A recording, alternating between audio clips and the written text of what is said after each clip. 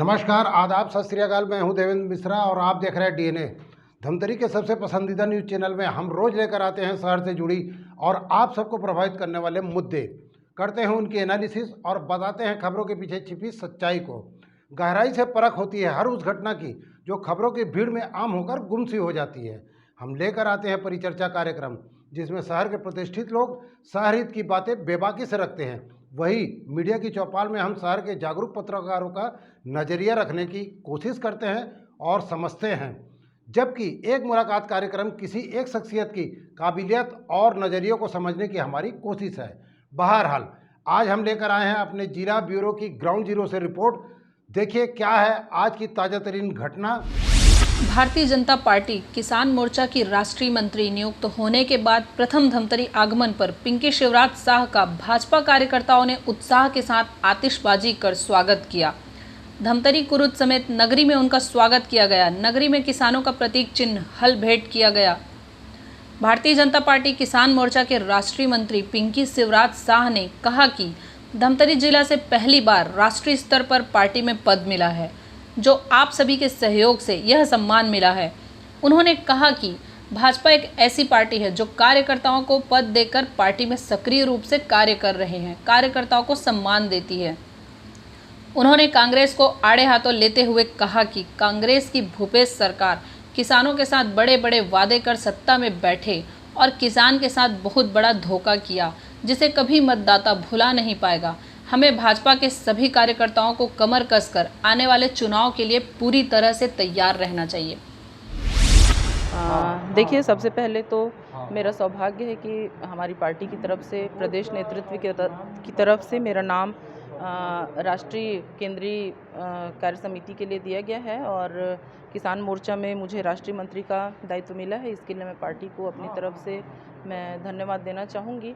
और जैसा कि हम सब लोग जान रहे हैं कि वर्तमान में जो कांग्रेस की सरकार है हमारे छत्तीसगढ़ में, चुनाव के समय उन्होंने पूरा घोषणा पत्र किसानों के लिए मन लुभावने घोषणा पत्र जारी किए थे और आज लगभग 2.5 साल हो गए हैं। उसके बावजूद भी उन घोषणाओं को पूरा करने में पूरा नहीं कर पा रही है कांग्रेस की सरकार।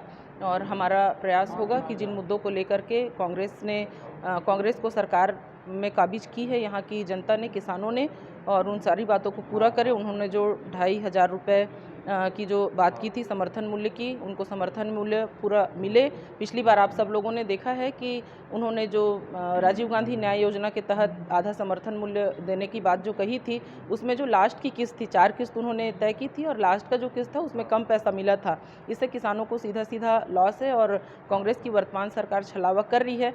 हम ये चाहेंगे कि उन्होंने जो अपने चुनाव में घोषणा की थी उन सारी घोषणाओं को पूरा करें। देखिए, पहला तो है समर्थन मूल्य किसानों को पूरा मिलना चाहिए और किसान अपनी उपज को लेकर के जाते हैं तो आसानी से खरीदी हो उनकी, किसी तरह से उनको जैसे घुमाया जाता है, टोकन देने के बाद में बारदाना की कमी होती है, टोकन देने के बाद में फिर उनके धान को रिजेक्ट किया जाता है, तो ये सारी परेशानी ना हो, व्यवस्थाएं खड़ी करेंगे। वैसे हमारी सारी व्यवस्थाएं हैं, पार्टी में किसान मोर्चा का अलग दायित्व है और अपने जितने भी कार्यकर्ता हैं उनको सबको जिम्मेदारी दी जाएगी कि संबंधित जो भी मंडियाँ हैं या सहकारी धान खरीदी केंद्र हैं वहाँ पर जाकर के व्यवस्था दुरुस्त कराएं, हमारे किसानों को किसी प्रकार की दिक्कत ना हो, इसके लिए उनको प्रयास करना होगा। देखिए, सरकार ने अभी फसल परिवर्तन की बात कही है, उन्होंने गोबर खरीदी की जो बात कही थी एक समय, उसको भी देखा है हमने, आज वो पूरी तरह से विफल है। सरकार के पास किसी भी तरह की कार्य योजना नहीं है, केवल एक्सपेरिमेंट वो छत्तीसगढ़ में करना चाह रहे हैं और अगर इस तरह से एक्सपेरिमेंट हमारे किसानों के साथ में या जनता के साथ में किया जाएगा उसका हम पुरजोर विरोध करेंगे। तो ये था शहर में घटने वाली खबरों का लेखा जोखा। हम लेकर आते रहेंगे अलहदा तरीके से हर उस घटना को और एनालिसिस करते रहेंगे खबरों को। आप बने रहिए हमारे साथ डीएनए न्यूज़ पर। विदा लेने से पहले हम इतना ही कहना चाहेंगे कि आप सभी के सहयोग, समर्थन और सलाह से डीएनए धमतरी का सबसे विश्वसनीय और लोकप्रिय चैनल बन चुका है। हमें उम्मीद है कि हमारा विश्वास हमेशा बना रहेगा क्योंकि ये आपका अपना चैनल है। जाते जाते हम ये बात जरूर कहना चाहेंगे कि कोरोना का खतरा अभी टला नहीं है, इसलिए आप सतर्क रहें, बचाव के उपायों को आत्मसात करते रहें, मास्क, सोशल डिस्टेंसिंग और सैनिटाइजर का उपयोग करते रहें।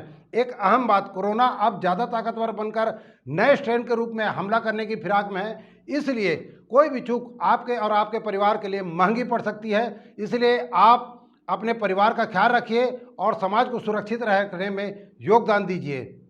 जय हिंद, जय छत्तीसगढ़, जय धमतरी।